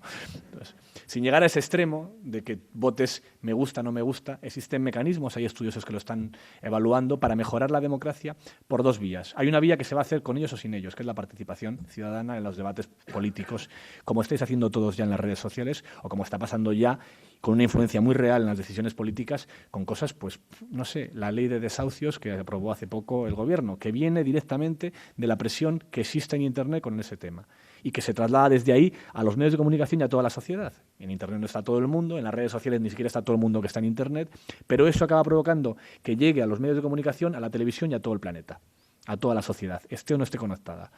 Eso ya está pasando. Y luego hay otra manera, que es que la tecnología de voto, la tecnología de apoyo a programas políticos, hay gente que está estudiando pues modelos. Imaginaos que vosotros no votáis cada 5 años, sino que delegáis el voto y lo cambiáis en cualquier momento. Y se crean y se destruyen mayorías y minorías en función de debates. Es decir, que el gobierno cambia cuando cambia el apoyo social. Hay quien dice, no, pero es que si hacemos eso caeremos en el populismo. Bueno, se decía lo mismo en la democracia, ¿no? Libertad sí, pero no libertinaje, ¿no? Al final la sociedad quiere libertinaje normalmente. O sea, la sociedad al final lo que quiere es que de verdad exista una relación directa entre las decisiones de la sociedad, de la mayoría, y el rumbo del país y el rumbo de ese Estado-nación, sea más grande, más pequeño, más arriba o más abajo que construyamos. Y quería terminar con eso y espero vuestras preguntas, espero no haberos aburrido mucho en este tiempo y con un mensaje de esperanza, porque vosotros que sois jóvenes, a pesar de las profecías, creo que el futuro depende de vosotros, depende de vuestros actos. Muchas gracias. En el Senado, si votáis en el Senado, veréis que hay una papeleta con casillitas donde la gente puede elegir a qué vota. ¿Sabes qué pasa siempre? Que siempre gana el primero de la lista de cada partido. Es decir, había un problema de hecho muy serio porque las listas se ordenaban por orden alfabético. Y entonces, por ejemplo, en Burgos, donde el senador de siempre del PSOE era Juanjo Laborda y solo salía uno del PSOE, todos los demás candidatos tenían que ir después de la L en orden alfabético, porque Juanjo Laborda era el primero. Y en Madrid, cuando Gallardón era el senador más votado de España, pasaba lo mismo. No había ningún candidato del PP que estuviese por delante de la G, porque era por orden alfabético. Como se ordenaba, y al final la gente ponía uno para el PSOE, uno para el PP, o dos para el PP, y salía por orden alfabético. O sea que las listas abiertas existen ya y no se han usado jamás. Yo las listas abiertas estarían bien, no me niego a ellas, pero creo que los resultados serían muy similares. Y en cuanto a los resultados del Parlamento, si tú al Parlamento español le aplicas una ley proporcional pura, y con una única zona electoral, es decir, en vez de hacerlo por provincias, aplicas una única zona, el resultado no te crees que sería tan diferente al que tenemos. No sería muy, muy diferente. Lo que cambia el resultado electoral español no es la ley D'Hondt, sino la demarcación provincial. Lo que provoca que el bipartidismo, que los dos grandes partidos tengan más que los otros partidos, es sobre todo el sistema de reparto por provincias, ¿no? Y el sistema de reparto por provincias tiene también sus ventajas, porque si tú decides hacer un único parlamento con todos los votos de toda la sociedad española, lo que te sale es que Teruel no existe directamente. Ni Teruel, ni Soria, ni yo creo que tampoco Pamplona al final, porque por población acabas siendo completamente irrelevante. Y es importante que la gente que vive, las minorías que vivís fuera de los grandes núcleos de población, también tengan derechos, ¿no? O sea que al final esos equilibrios son complicados. Yo, si me dejasen elegir un sistema electoral perfecto, pues yo pondría que el Parlamento, el Congreso, fuese un distrito único y que el Senado fuese de verdad por provincias, pero que el Senado fuese una Cámara con poder real de contrapoder. Es decir, equilibrarlo de tal manera que el Senado tuviese de verdad capacidad de veto y no simplemente capacidad de dar de comer a unos señores allí que están jubilados de los partidos, que es para lo que sirve ahora mismo. Decía Guerra en una intervención, ¿cómo que reducir el Senado? Vamos a hacerlo de 800 y así podemos colocar más gente. Tal. Broma real, ¿eh? Pues eso al final podríamos mejorar muchas cosas, pero los problemas gordos de la economía española o de la sociedad española tienen poco que ver con la ley electoral, a pesar de que siempre estamos hablando de la ley electoral, ¿no? Hay un desencanto muy fuerte con la política que se suele lanzar en las encuestas a la ley electoral. Tú dices, por ejemplo, el ejemplo de las leyes electorales, si te vas a un sistema uniprovincial único, es Italia. Italia es Berlusconi. O sea, no arreglas el problema. En Italia tienen un sistema electoral perfecto. Perfecto significa que sacas el número y, oye, a tanto toca, tantos escaños, Berlusconi, durante 16 años. O sea que puedes tener listas abiertas. Tienes el sistema, por ejemplo, otro de listas abiertas con demarcación es el inglés. ¿Ahí sabes qué te pasa? Más bipartidista todavía.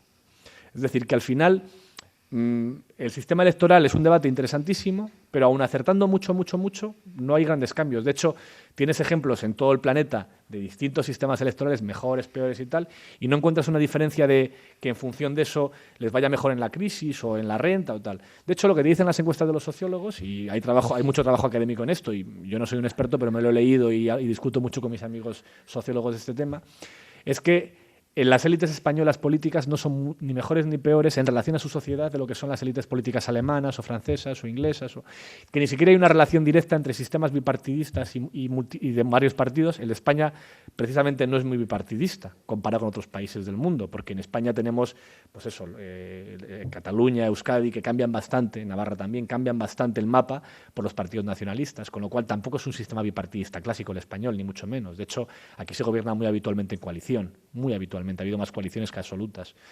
Es decir, que al final no es tan sencillo como decir son todos unos mangantes los políticos, hay que ir a por... Yo creo que tienen problemas muy serios y que tenemos probablemente muy mala suerte con nuestros políticos, pero que tiene más que ver con que España es un país que hace 40 años era más parecido a Turquía que a Francia. Porque además, otro de los problemas que tenemos en España es que la educación, que siempre se dice, no, es un desastre, hay que reformar la educación, no se dice, eso es que se reforma demasiado, muchas leyes, no valen para nada, no. El problema real de la educación en España es que España viene de donde viene, del analfabetismo del que viene, de una dictadura, de una situación en la cual había, pues eso, una pobreza de ser un país subdesarrollado dentro de Europa, que era de donde veníamos. Y eso no se arregla ni en una generación, ni en dos, ni en tres, ni en cuatro. Eso... El principal factor que influye en la educación de los hijos, según los estudios incluso de PISA, es la educación de los padres. Si tus padres tienen libros en casa, tú lees. Si no los tienen, pues no vas a leer, aunque vayas a la universidad, aunque consigas ir a la universidad. Con lo cual, nuestras élites políticas son herencia de esta sociedad y esa sociedad es herencia de esas deficiencias, ¿no? Yo creo que el problema que tu discurso, con el cual parcialmente estoy de acuerdo, es un poco lo que estaba hablando has hecho un discurso perfecto de lo que yo hablaba de la distancia de la democracia con los políticos, es eso. Pero el problema no es tanto ni el bipartidismo ni la ley electoral como que tenemos serios problemas de desigualdad que cuando las cosas vienen mal se notan y nos provocan estas cosas, y serios problemas con nuestras élites económicas, no políticas, que son las que deciden de verdad. A ver, el problema de la prensa tiene que ver con su cuenta de resultados. Una norma. Un periódico es tan independiente como lo es su solvencia económica. Un periódico en pérdidas, evidentemente, no es independiente. Y un periódico que pierde millones de euros, como casi todos los periódicos españoles, es muy poco independiente. Porque cuando no puedes vender publicidad, vendes propaganda, que se paga mejor. Eso es así de sencillo. Y luego hay otro problema añadido. En España los grandes periódicos de papel pertenecen a grupos de comunicación aún más grandes, que en los años de bonanza del papel invirtieron en grupos multimedia muy grandes. Pasa con Prisa, pasa con una editorial, pasa en menor medida, pero también con Vocento. Todas estas empresas han acabado con deudas estratosféricas y esas deudas son propiedad de la banca. La banca es el ejemplo más claro de esa élite minoritaria con capacidad para cambiar las decisiones de la mayoría. Sobre todo en un momento en el cual estamos gastando el 20% del PIB en rescatarla. 20% del PIB. Van a salir la bromita. Pues en el entorno en total acabará siendo, no sé, cada punto de PIB son 10.000 millones, 10 puntos son 100.000, en total nos saldrá toda la broma del rescate de la banca como 200.000 millones de euros. Por comparar, la educación es una cuarta parte de un año.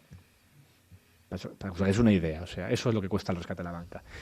Casi todos los grupos multimedia de comunicación españoles tenían deudas enormes con la banca porque igual que hace 10 años el que compraba era listo y el que alquilaba era tonto y estaba tirando el dinero, hace 10 años, como la financiación era tan barata, el que compraba con su dinero era tonto y había que comprar a crédito porque salía gratis. Claro, compraron apalancando, compraron a crédito y de repente cuando el crédito se ha parado, como en el chiste de Asterix, el cielo se ha caído sobre sus cabezas, ¿no?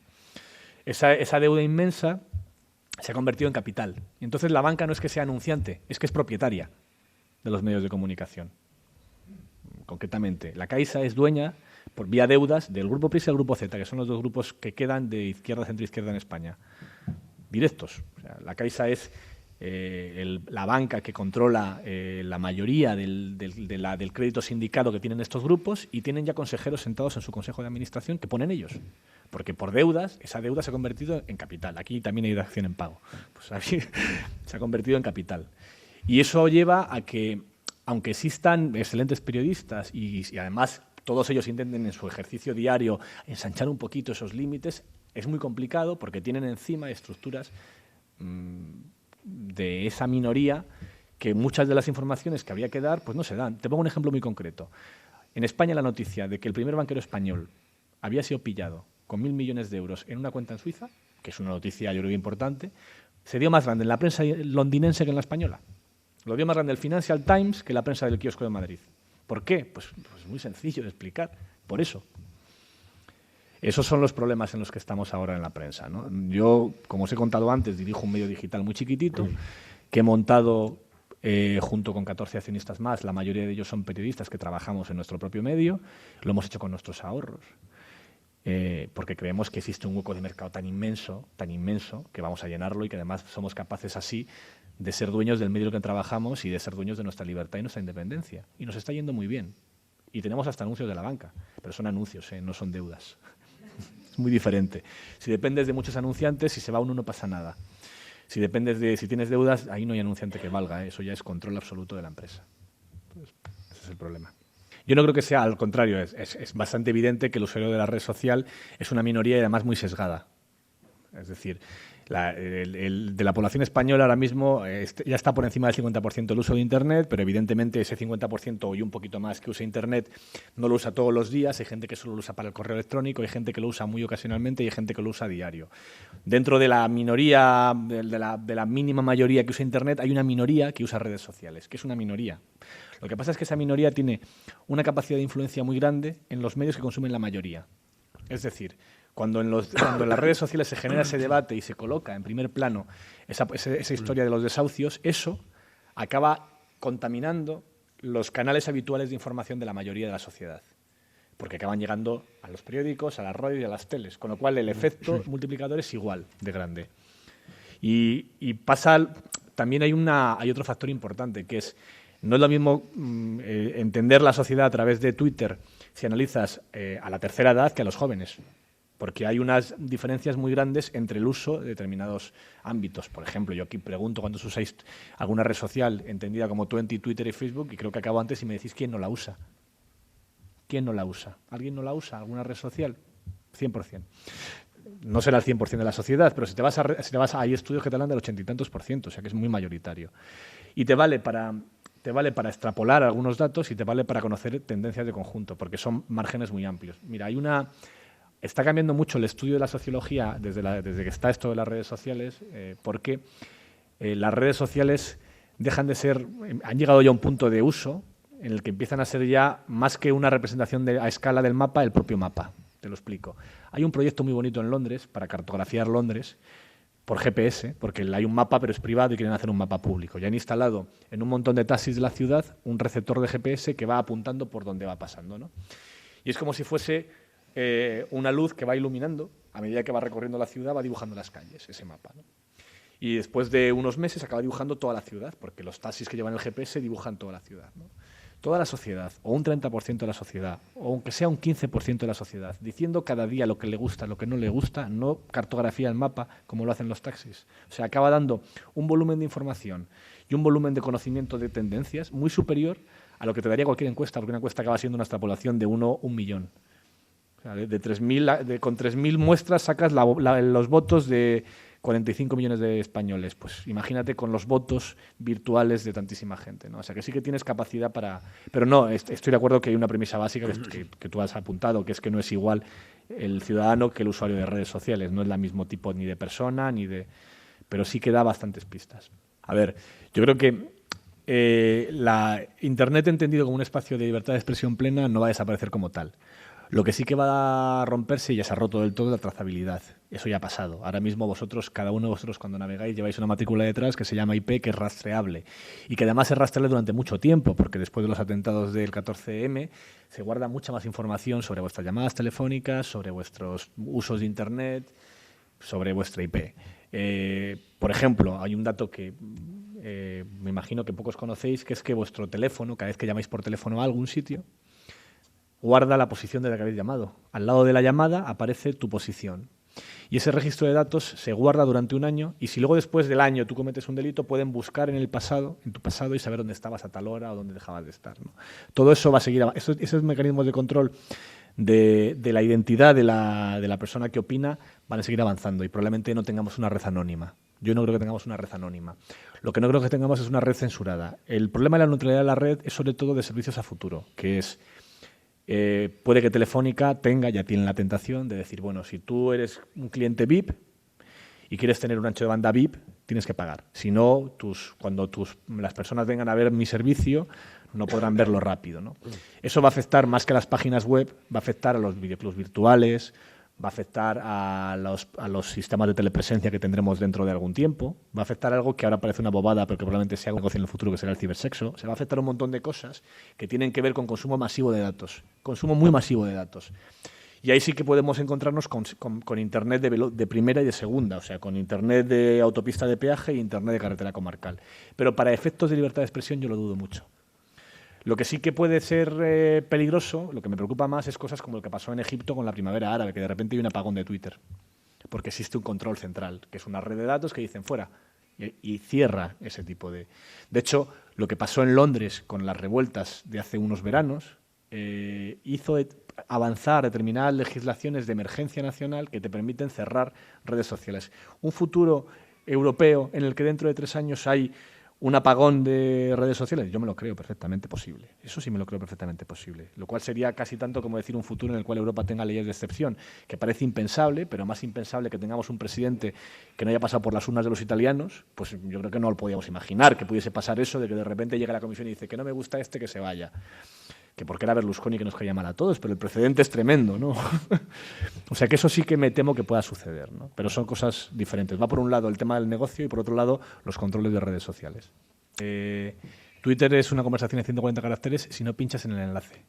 Es decir, al final Twitter es un titular que te puede mandar a otro sitio que puede tener la profundidad del océano Pacífico. O sea que es relativamente cierto que el titular debatimos sobre lo frívolo y estamos en una espuma y nos perdemos el océano. Al final la gente que quiere estar informada es siempre una minoría, siempre lo ha sido. Lo ha sido en el mundo print, en el mundo de la prensa y lo seguirá siendo en el mundo de Internet. El porcentaje de la población española que tiene interés más allá de puntual en la información diaria es o bien alguien que por su negocio tiene la necesidad de estar informado o bien alguien que realmente tiene una voluntad de estarlo, pero siempre será una minoría activa, pero una minoría. Y en cuanto al tema del 15M también, yo creo que el valor fundamental no es las asambleas y esto de las manitas. Al final es la politización de la sociedad, que es que mucha gente que vivía con esta a espaldas de la sociedad, de la política, diciendo que son todos iguales y no me afecta lo que hagan y me da un poco igual, de repente descubren pues cosas como la asamblea, la recogida de firmas, el colectivo, la reunión, cosas que para la gente que ya estaba más tiempo metido en política pues es como reinventar la rueda, pero que para alguien que de repente se ve en la necesidad de entrar en la política, no metiéndose en una lista, sino participando en lo colectivo, es algo pues maravilloso, ¿no? Y pasan un poco la adolescencia de la política en versión acelerada, ¿no? Descubren la asamblea, se frustran con ella, encuentran el problema de la...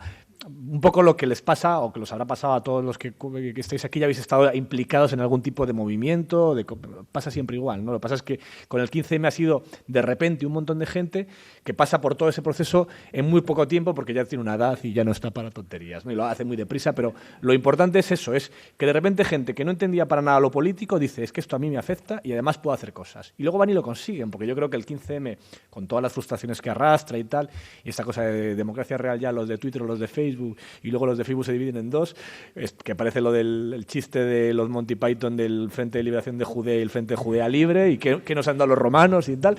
Al final, a pesar de todo esto, sí que ha conseguido un montón de cosas muy valiosas. Por ejemplo, poner en primer plano el tema de la dación en pago y la reforma de la ley hipotecaria, con un montón de problemas, porque va lentísimo, pero demostrando que con la presión, al final incluso hasta los políticos acaban siendo reactivos a ella, ¿no? Otros ejemplos, pues lo de la reforma electoral. Yo creo que jamás se ha hablado tanto de la reforma electoral como a partir del 15M, ¿no? Yo echo en falta que se reivindique otra reforma mucho más necesaria, todas las de la información. La gran reforma pendiente en España no es la ley electoral, es la transparencia informativa. La más importante es la transparencia informativa. No puede ser que el contrato Urdangarín sea alto secreto o el de la Fórmula 1. No tiene ningún sentido que estemos pagando eso y no lo sepamos. Y que nos pase siempre lo mismo. Cada vez que hay un escándalo por lo que sea, caso reciente, Madrid Arena, 4 muertos, y ponemos el foco y levantamos la piedra y encontramos gusanos. ¿Por qué? Porque no hay luz. Porque nunca hay luz. Porque no podemos, hasta que no miramos el contrato del Madrid Arena, no descubrimos que han firmado un contrato que permite que que cada vez que hacen un concierto estos chicos de Diviértete, que son amigos del vicealcalde, casualmente, tengan los recintos del ayuntamiento cerrados un mes antes y un mes después solo para ellos.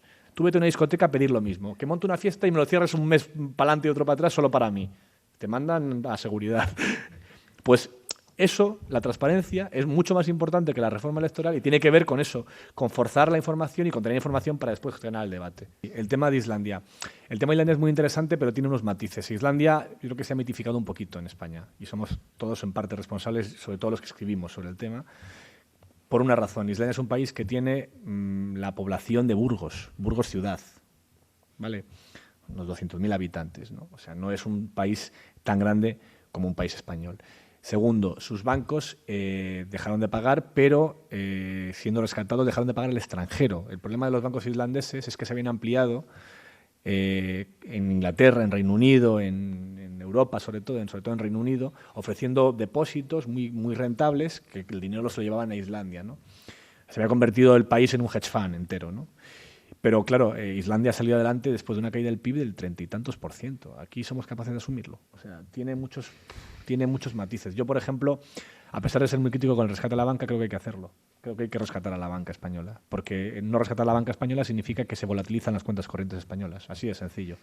Lo que sí que creo es que ya que vamos a rescatar la banca española, yo quiero mandar en la banca española. Si vamos a ser los ciudadanos los que pongamos el dinero, pues el que pone el dinero, regla número 1 del capitalismo, manda, ergo mandemos. Decidamos muy bien pues cómo se va a gestionar ese proceso, cómo se va a activar ese proceso y activemos la economía y el crédito. Lo que no puede ser es que durante un montón de años hayamos estado ayudando a la banca sin mandar en ella, dejando a los gestores privados con el dinero público. Eso es intolerable. El tema de la medición de audiencias y su influencia en el resultado, Es así. La televisión actual de generalista es lo que es por algo que se llama control de audiencias. Yo he trabajado muchos años en ella, en Telecinco, conozco el monstruo desde dentro, y estuve en informativos 6, 7 años y todos los días te desayunabas al día siguiente con una gráfica que te decía si tu información había subido o bajado la audiencia, el SARE, ¿no?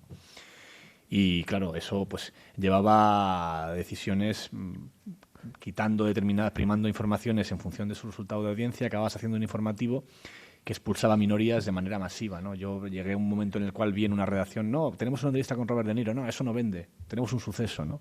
¿Por qué? Porque hasta Robert De Niro, actor conocidísimo, era algo minoritario al lado de las vísceras y la sangre, ¿no?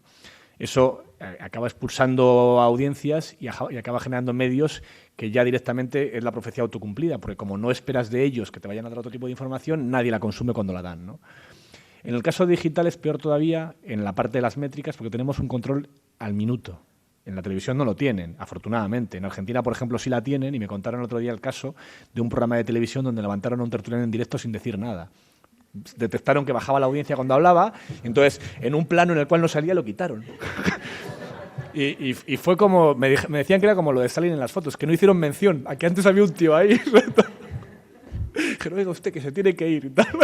Pues imaginaos si pasase eso, si tuviesen control de audiencia real de las televisiones de España, lo que pasaría, ¿no? Pues en Argentina, ¿qué pasa? Les pasó esto, ¿no?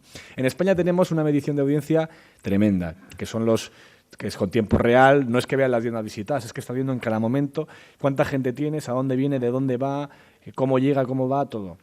Y curiosamente no es tan cierto, por lo menos ahora, y por lo menos en mi medio, no sé en todos los demás y en los que he trabajado yo, que las informaciones de people, entretenimiento y de chicas sean lo más visto siempre. Si te das cuenta, está cambiando mucho por una razón, porque lo más visto depende de la prescripción pública y no de lo que visitas anónimamente.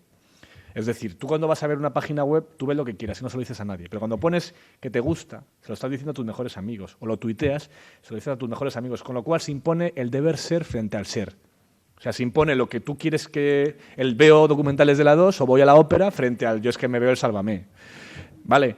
Eso que provoca, como la principal fuente de audiencia son redes sociales, está modificando lo de las 10 más vistas y te encuentras con los temas serios, casi siempre, ¿eh? Hay una página que os recomiendo que se llama iberoamerica.net, que la ha hecho un amigo mío, Pedro de Alzaga, que lo que hace es rastrear todos los medios de Latinoamérica, de España y de Portugal y de Brasil y de todo Sudamérica, y elabora cada 6 horas, cada minuto, cada tal, rankings de las noticias más tuiteadas. Te lo lees y son las gordas del día, siempre. Se cuela alguna curiosidad de gato con 2 cabezas, pero casi todo es lo importante, no es lo irrelevante. O sea que eso está cambiando un poquito. Y luego ¿cuál era la otra cosa que me habías comentado? Sí, lo de ProPublica. Es muy interesante eso. De hecho, hay gente aquí en España que está intentando replicarlo, buscar modelos para que haya financiación de fundaciones para hacer periodismo de investigación al margen de la agenda mediática del día a día. El problema es que aquí no tenemos el modelo fiscal de las fundaciones. Eso está basado para un país como Estados Unidos, donde no existe la limosna más que el estado del bienestar, y la limosna ha evolucionado hasta convertirse en la fundación, que es la limosna elaborada y que está estructurada fiscalmente, aquí no lo está, ¿no? Pero yo sí que creo en modelos de crowdfunding.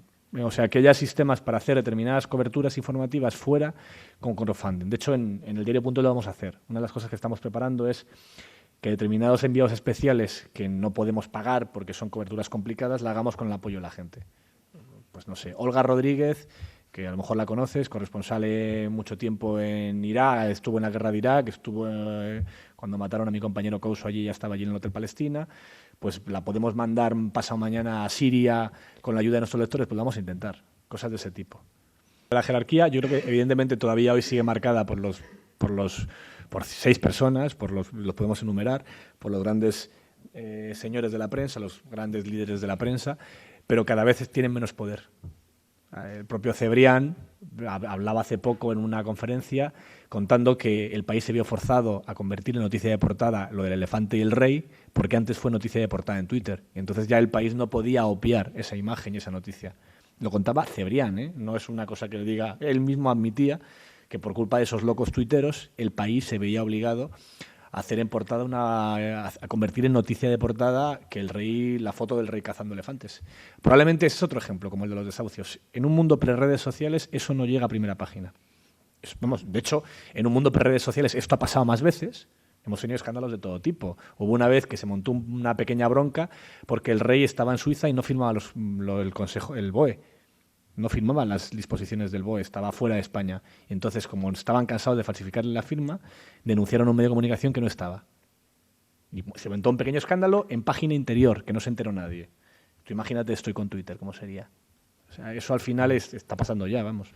Ten en cuenta que está sucediendo una cosa muy peculiar con esto de la crisis de la democracia, que es: nunca ha sido tan necesaria la política ni ha estado tan mal visto a los políticos. Nunca ha sido tan necesaria la lucha sindical, entendida como lucha colectiva obrera, y ha estado tan mal visto los sindicatos. Nunca ha sido tan necesaria la prensa libre y ha estado tan mal vista y en tan malas condiciones la prensa, los periodistas. Es decir, uno de los dramas de esta crisis es que las soluciones a la crisis, que probablemente vienen por eso, por organización, por política, porque luego no van a venir por las armas, será por política al final, es decir, por el interés de la sociedad en lo colectivo, que es la política, y por la participación de la sociedad y de los individuos en lo colectivo, nunca ha estado tan mal visto. O sea, se da la doble paradoja de que precisamente las soluciones al problema se perciben como el problema. Los sindicatos, los partidos, los políticos. Yo creo que, no sé, tenéis todo el derecho, incluso toda la razón, si criticáis a los políticos, pero la perdéis si no os convertís en políticos. Es decir, si no consideráis, pues me voy a poner yo a hacerlo. El otro día le escuché a Toso en un programa y tenía mucha razón, decir, oye, puedes criticar a los sindicatos, pero crea tú uno. Si consideras que los que hay no te representan, porque desde luego desde la individualidad jamás se ha logrado un solo derecho laboral. Nunca, nunca. Es imposible. La única manera de lograr derechos laborales, como tú decías que hicieron nuestros padres, nuestros abuelos, fue precisamente desde lo colectivo, desde la unión. Desde la unión, que evidentemente ha tenido un montón de desgaste y que ahora con esta crisis económica está provocando un desgaste muy duro a todas estas instituciones, ¿no? Los sindicatos, además, han sido víctimas de una campaña brutal. La cantidad de manipulaciones alrededor de los sindicatos ha sido tremenda por parte de la prensa o de cierta prensa. Se han publicado auténticas mentiras que han generado al final esta cosa de que la derecha odia al sindicato y la izquierda dude del sindicato, con lo cual mal en cualquier caso. Yo hablo bastante con ellos como fuente, que son de información, y están desesperados porque se dan cuenta de que tiene una crisis verdadera, de que en el momento en que más necesarios son y que más tendrían que estar con apoyo de la gente está dándoles la espalda, ¿no? Y con otro problema añadido, que es que los sindicatos, como los partidos, no dejan de ser canales para la participación y para la ira de la sociedad, ¿no? En el momento en que esos canales no funcionan, la capacidad de estallido es mayor, porque no tienes por dónde mandar. O sea, si al final no es una movilización sindical, tiene un interlocutor. Una protesta no tiene interlocutor. Tiene una queja y ya está. No hay manera de negociar con una protesta desordenada. Y entonces el riesgo de que exista un estallido social yo creo que es muy, muy, muy amplio y muy preocupante, porque no creo que sea bueno en realidad, y porque precisamente los mecanismos habituales de la gestión de lo político están obstruidos, ¿no? Están obstruidos por problemas suyos y por desconfianza de la sociedad en su conjunto hacia ellos, ¿no? Entonces yo creo que ahí la manera de arreglar eso, no sé, cuando estuve en Argentina en los años 2003, 2004, trabajé una temporada allí, me decía gente de allí, analizando qué les había pasado después del corralito, después de la crisis que tuvieron, me decían, es que hubo un momento aquí en el que hubo una generación que decidió dar la espalda a la política y que decidió dejar la política. Si le das la espalda a la política sigue su curso, ¿eh? El hecho de que no te impliques tú no significa que ellos no estén, y acaba dejando en la política lo peor de la sociedad, porque la sociedad dice, pues unos porque lo rechazan, otros porque lo desprecian, otros porque no participan dentro de lo político, ¿no? Es decir, si tenéis preocupación por lo político y no representan los partidos políticos, pues participar en lo político. Hay muchos partidos políticos que les metes 100 afiliados y ganas la mayoría, ¿eh? O sea, que además ese es otro de los problemas, casi todos los partidos políticos tienen un grado de participación, también funcionan con mecanismos del 19 para un problema del 21, ¿no? La propia idea de cómo se elige un secretario general del PSOE es para cortarte las venas, ¿no? Se juntan las agrupaciones, eligen a un señor, ese señor se junta después en otro congresito más grande, eligen otro señor, se va luego expuestos juntos a Sevilla o a donde toque y eligen otro señor. Al final, un partido de 300.000 personas votan 1.000. Pues hombre, esto para el tiempo de la diligencia estaba muy bien, porque era la única manera de juntar a 300.000 personas, pero ahora que puedes votar así, o que puedes montar una urna en cada sitio y contarlos todos, pues no tiene ningún sentido, ¿no? Y solo tiene el sentido de que permite que una minoría organizada maneje una mayoría, que es el aparato del partido. Me refería a un sistema de democracia donde el voto no es delegado, sino que el voto es directo, porque existen mecanismos para que lo sea. Contra eso hay muchas teorías sobre el riesgo que existe de desestabilización política, porque al final la democracia no es tanto, tal como está pensada, no es tanto un mecanismo de participación directa y de gobierno directo de la sociedad, sino un mecanismo de elección de élites que permite que el cambio de élites no sea violento. La gran clave de la democracia es precisamente que tú puedes cambiar al presidente sin un golpe de Estado, le puedes ganar las elecciones, ¿no? Y permite de esa manera generar mecanismos por el cual haya poderes en los que la sociedad se sienta representado y que trabajen con esos, a favor de ese poder y no en contra, y que al mismo tiempo tengas mecanismos para cambiarlos y para que ese poder reaccione sobre las necesidades y los intereses de la población, porque si no cae, ¿no? Es crear los mecanismos para ello, ¿no? En eso, por ejemplo, la democracia estadounidense es de las más defectuosas que existen en cuanto al método, ¿no? Hablaba antes de lo de los partidos, es muy parecido, ¿no? Pues voto delegado, luego se juntan, votan al presidente. Nunca se ha dado, pero podría pasar. Bueno, sí se ha dado. En el caso de Al Gore, ganó las elecciones estadounidenses a Bush con más voto popular y perdió las elecciones por el número de voto delegado, con el agravante de que el voto delegado probablemente también en las elecciones en California en el año 2000. Vosotros seréis todos insultantemente jóvenes, no os acordaréis, pero pasó eso. A pesar de todo eso, es una democracia bastante perfecta, en el sentido de que realmente es muy reactiva a los intereses populares, te gusten o no, y tiene un reparto de poder muy alto, a pesar de su alto grado de desigualdad económica. Y te permite que nazca Apple y que no tengas... no sé, o sea, si España fuese Estados Unidos, si Estados Unidos fuese España, perdón, la Bell sería la empresa más grande todavía hoy, Telefónica. Y no hubiese nacido ni Apple, ni Facebook, ni un montón de empresas más que van surgiendo por la capacidad que tiene para romper monopolios, para generar espacios para unas determinadas cosas que aquí no se consiguen tan fácilmente, ¿no? O sea, es un debate, el debate entre las participativas, las democracias más directas y las democracias representativas es muy complicado. Lo que sí que creo es que, independientemente de que se decida por ahí, el hecho de que sea la participación ciudadana en la información ya modifica y moderniza y abre la democracia. Una clave no estaría en que los políticos fueran más accesibles. Sin ninguna duda. Aquí, por ejemplo, uno de los defectos de la política ha estado muy relacionado con ETA. ETA justificaba el escolta justificaba el coche oficial, el coche oficial justificaba a un político que no pisaba la calle, que iba de moqueta a coche a moqueta. Ya está. Y con una división, con una distancia entre la sociedad y el resto de la gente, porque es que no los veía, vamos. Y sí, eso, yo espero que ahora que ETA definitivamente se acaba, pues que acabemos también con todo eso, ¿no? España es el país europeo, después de Italia, con más coches oficiales. Italia no es el ejemplo, para nada, para casi nada. Para los coches deportivos y la ropa de lujo, sí, pero para la democracia no. ¿Alguna otra pregunta? Vamos terminando. No, bueno. Muchas gracias, Nacho. A vosotros. Es que ricasco. Ha sido de verdad un placer.